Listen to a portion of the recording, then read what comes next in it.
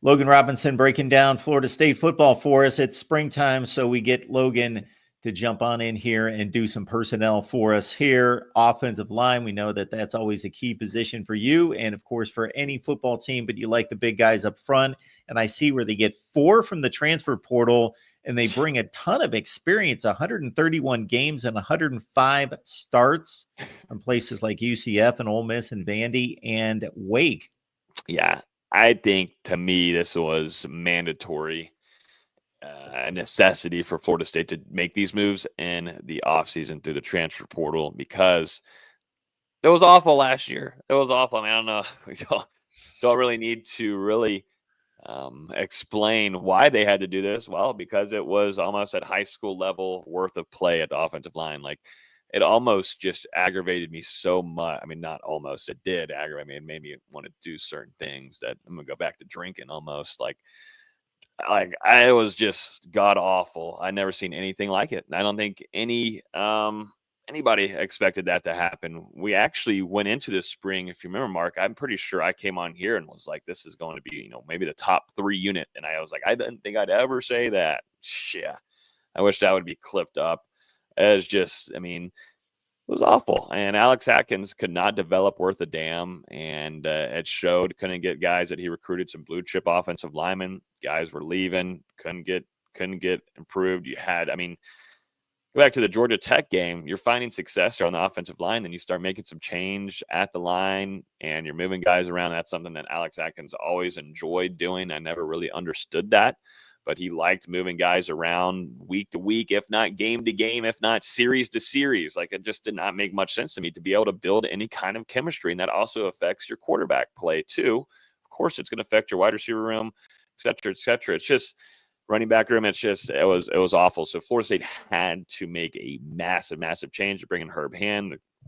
Him and his relationship with Gus Malzahn goes all the way back. So, those two understand each other. And I think that was important too for Florida State. If they were going to just do a rehaul completely at the offensive line, which they had to do, they needed to bring in, an offensive coordinator that also too had ties there and bring their offensive line coach with them. And, there's one good thing about Herb Hand. He's been known for being able to develop some guys, and they feel like they can do that with some of these younger guys. The immediate guy, like the transfers, you don't have to do so much with because, like you said, Mark, they have that experience, like Gunnar Hansen at the left tackle position.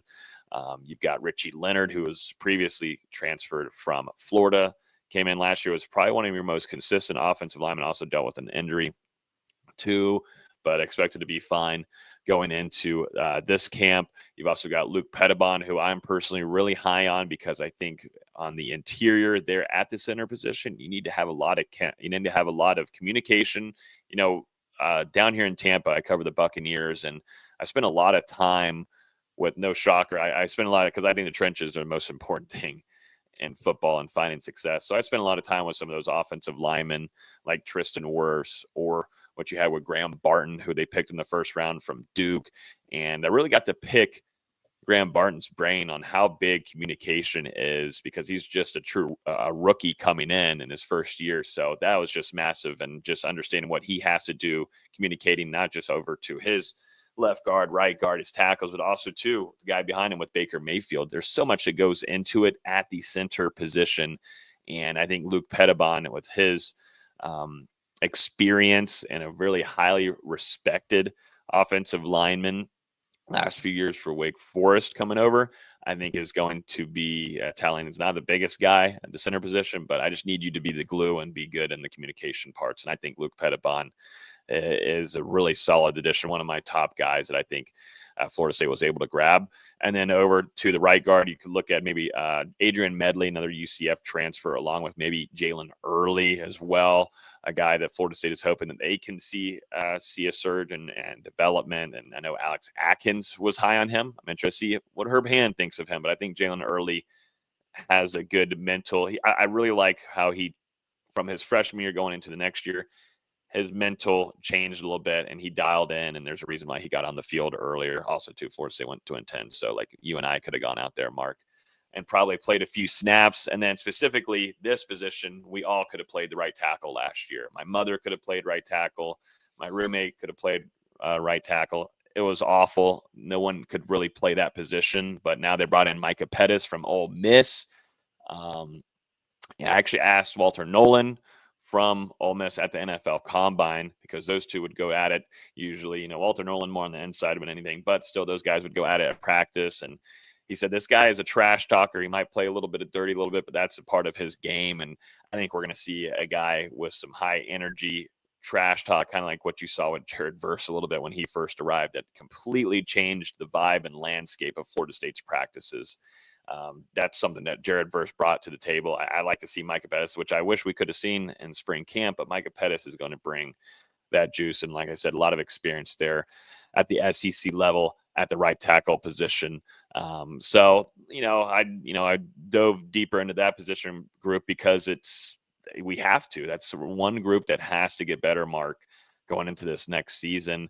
Definitely with the quarterback, with Thomas Castellanos, you want to try to give him as much time, but also too, in the run game, that Gus Malzahn, it's essential for that to be a group that just continues to stay steady for you throughout the season. It's not one that you have to continue to try to move pieces around and try to build. And, you can't have, younger guys that aren't, you can't trust some of the younger guys going in because you didn't develop them.